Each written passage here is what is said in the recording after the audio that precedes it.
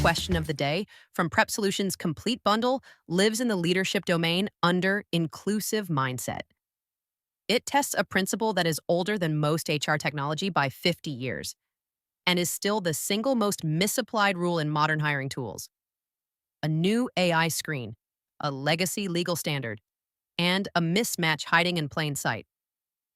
The rule is this: measure the job, not the voice. Here's the scenario. During a recent hiring cycle for technical writers, an automated screening tool rejected several non-native speakers due to low vocal confidence.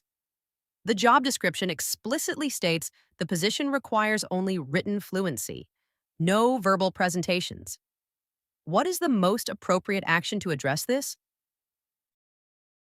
Option A, implement a manual HR review for all candidates flagged by the AI for low confidence.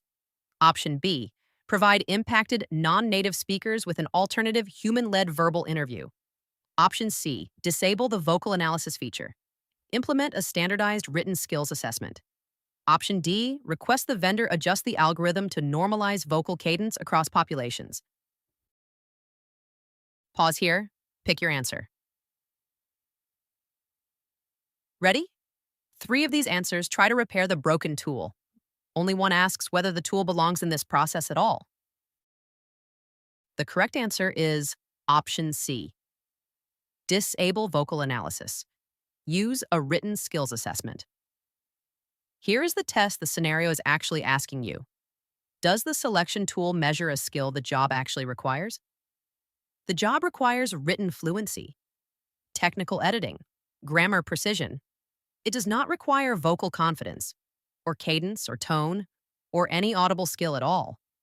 Measure the job, not the voice. Here's the legal anchor. 29 CFR Part 1607. The Uniform Guidelines on Employee Selection Procedures, UGESP. Every selection tool must be demonstrably job-related and consistent with business necessity. If the role does not require a skill, the employer cannot screen for it. Think of it like a typing speed test for a janitor. Is it accurate?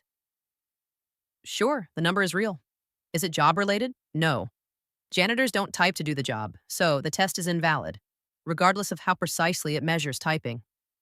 Same rule here. The AI may measure vocal confidence with perfect accuracy. Writers don't speak to write. The tool is invalid for this role. Here's what the role actually requires: written fluency in the target language, technical writing and editing, grammar and style precision, the ability to interpret source material. And here is what it does not require: vocal confidence, accent, speech, cadence, verbal presentation ability. Anything not on the job description?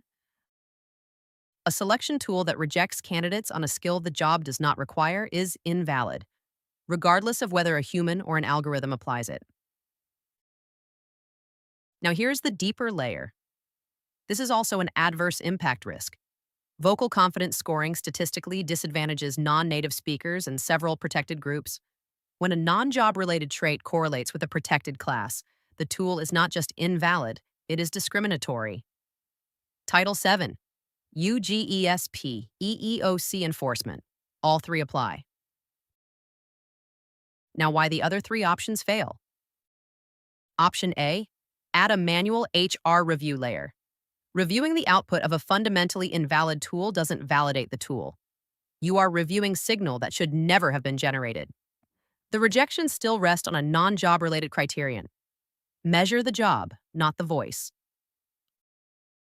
Option B, offer a human-led verbal interview to affected candidates. You're giving a different test, still a verbal one, to a non-verbal role. You've simply replaced one non-job-related screen with another. The underlying mismatch is untouched. Measure the job, not the voice. Option D, ask the vendor to normalize vocal cadence. This tries to fix the algorithm, not the mismatch.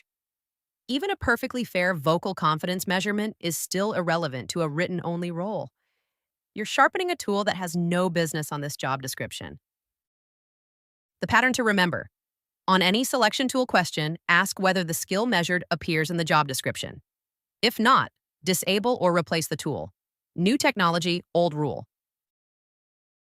Want to pass SHRM-CP the first time?